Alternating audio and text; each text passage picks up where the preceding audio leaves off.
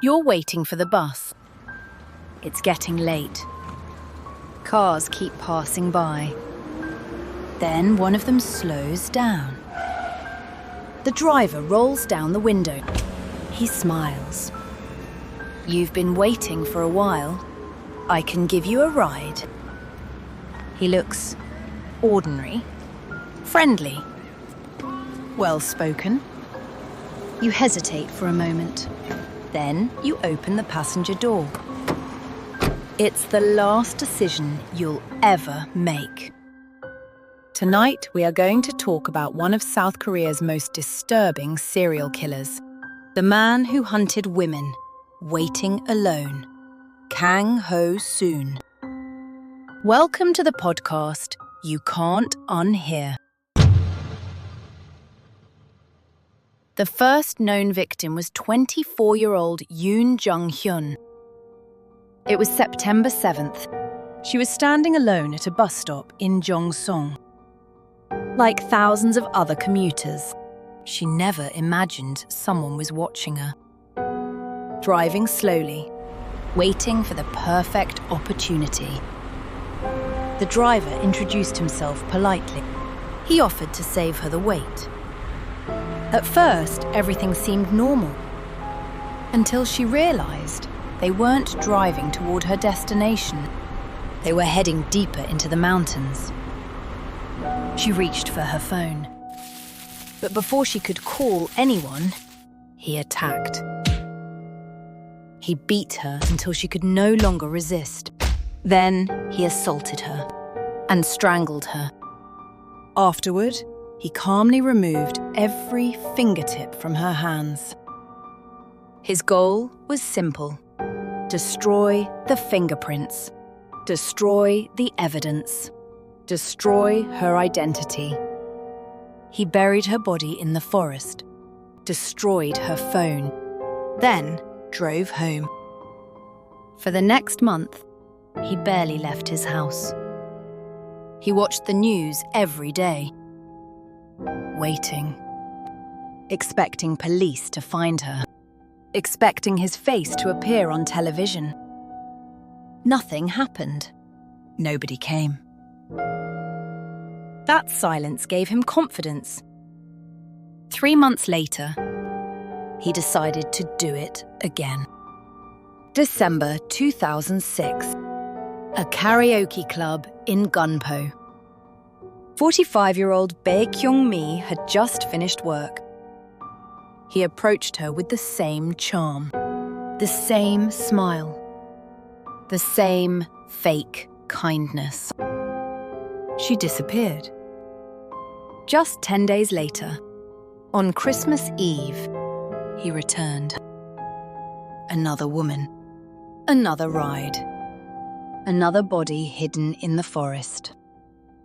By January, the murders were happening almost one after another. 52-year-old Park Jung-ja. He strangled her using her own scarf, then buried her like the others. Only days later, 37-year-old Kim Hae-young disappeared. Then, the very next day, 21-year-old Yeon Mi-young.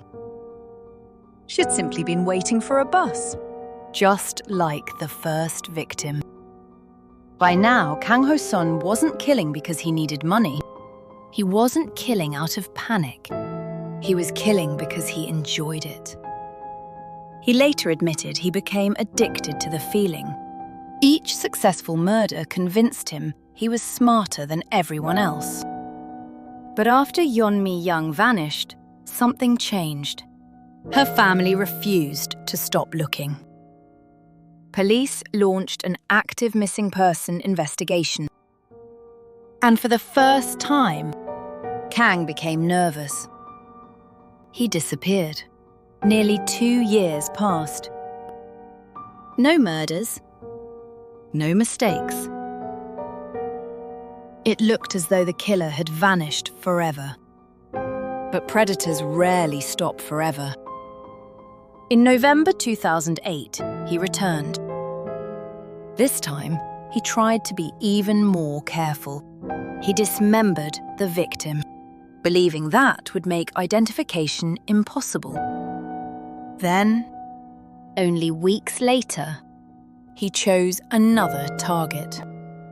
19-year-old An Yong-ok, a student, waiting alone near a health center. She accepted a ride. She never came home. After killing her, Kang made the mistake that finally ended everything. He stole her ATM card and withdrew money. Her family immediately asked police to monitor her bank account. Investigators found a withdrawal of 700,000 won. Security cameras showed the man using the machine. His face was clear. Police tracked the vehicle, stopped him. At first, they had very little evidence, but during questioning, he kept changing his story.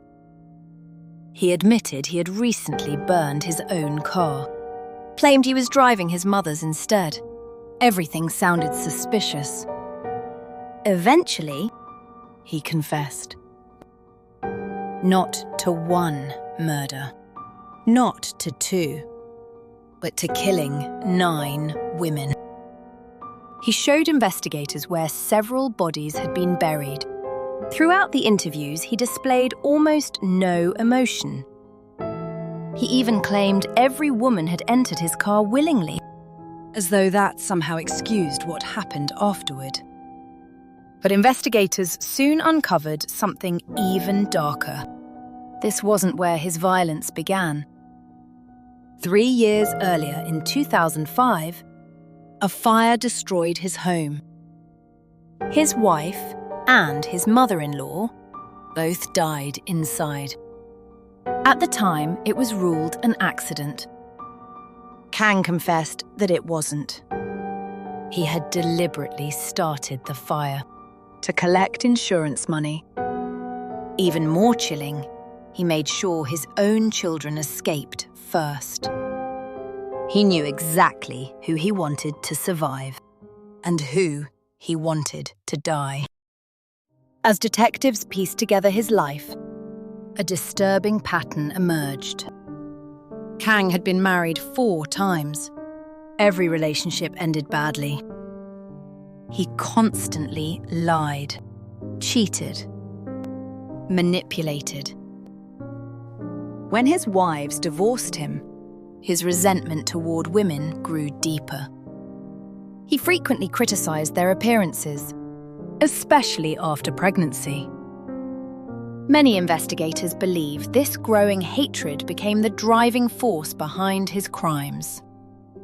His victims all shared similar characteristics: petite, usually alone, usually waiting for transportation, women he believed would trust him.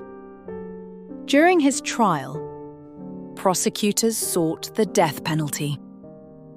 The court agreed. Kang Ho Soon was sentenced to death. But South Korea has not carried out an execution since 1997. So instead, he remains in prison today. Cases like this remind us of something deeply uncomfortable.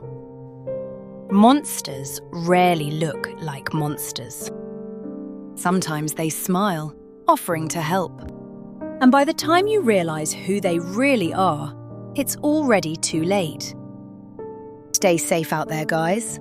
And I'll see you on the next episode of the podcast You Can't Unhear.